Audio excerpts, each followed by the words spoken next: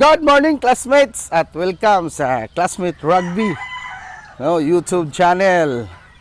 Ito dito mga classmates, paminsan-minsan lang na tayo mag-upload kay ano lang yon, secondary account lang. Yung primary ko na ngayon is yung amin ni Mrs. Rugby na Mr. and Mrs. Rugby channel. No? Search nyo lang mga classmates, pwede rin kayo mag-subscribe doon. Ngayon, update tayo.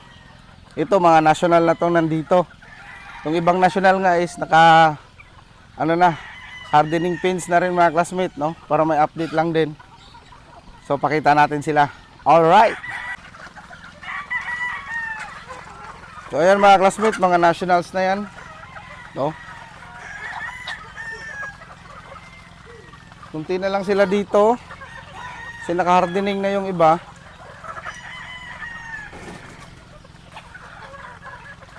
So far is maganda naman yung upbringing. Red faces naman lahat.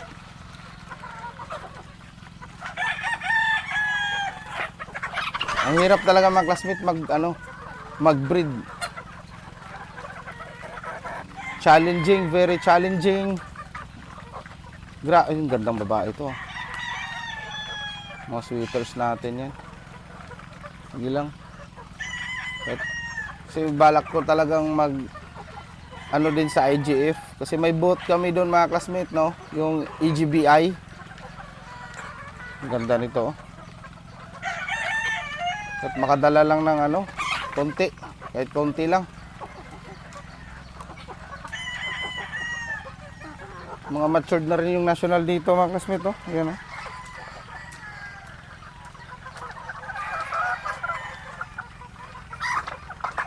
Yung puti na to, pwede na eh. Pwede nang kunin eh. So, dito naman tayo sa kasi ito, ginawa ko na rin cording. Alam nyo na classmate, pag may cording na dito, ibig sabihin, wala nang space doon sa main cording area. Ang sila, oh. Ito yung idol ni Super Andre, oh, na white.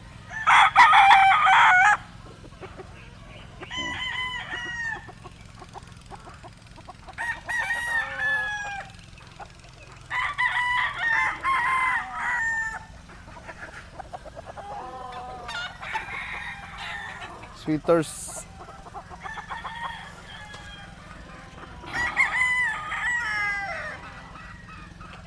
Palungan ko kaya yan. So, ito mga babae, papakainin ko lang mga classmate, ha. Ang iitim na mukha. May mangga na naman. Ay, sabi na eh, may mangga na naman nahulog eh. Pero tingnan nyo mga classmate, oh. Kahit madumi yung mukha niyan dahil kinakain nila sa mangga. Tingnan nyo kung may ba dyan, maputla, no? Kasi ang diskarte dito mga classmate, example, may maputla, talagang kukunin niya. No? Kasi yun, hindi yun normal. May something yun. Kasi maulan pa naman ngayon. So baka may sipon. Tapos ito, nagbibigay kami ng ornistat na. Hindi na namin inaantay na magkaroon pa ng green yung ipot nila.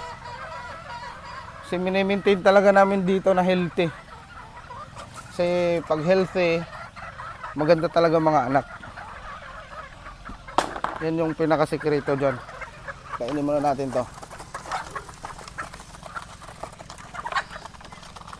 Ito mga classmate, di ko pa sila pinapakain ng ng breeder pellet.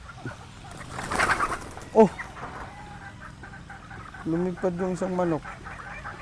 Yan, oh. Di ko pa pinapakain sila para hindi agad-agad kay early bird pa to eh. June pa lang tayo ngayon. July yan, magpa-priming na ako niyan, July. I-hit ko yung October 15 born. May ibon, kaya lumipad sila doon. Ibon na yun. kulay itim mga classmate na ibon. May dumapo. So, kakainin ko muna to dito mga classmate. Baka mabulabog eh. So, ayan mga classmate, no? Yan lang muna update natin dito sa Classmate Rugby, no? Kasi ano lang naman yan, pang-alalay lang na account kasi what if wala na naman, mga ganon. Grabe dito. Maghahabulan talaga yung babae dito tsaka lalaki. Wala na ako space mga classmate eh. Yung sa kabila, hindi ko pa naayos kasi kulang pa yung kawayan. 50 pa lang yung dumating. Nag-order ako ng 200 piraso na kawayan pang poste.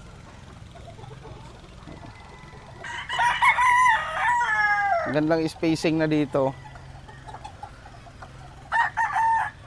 Ganda na ng spacing dito ng ano.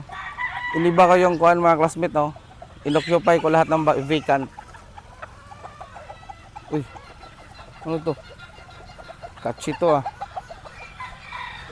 So, yun lang muna ang mga update dito sa Classmate Rugby YouTube channel.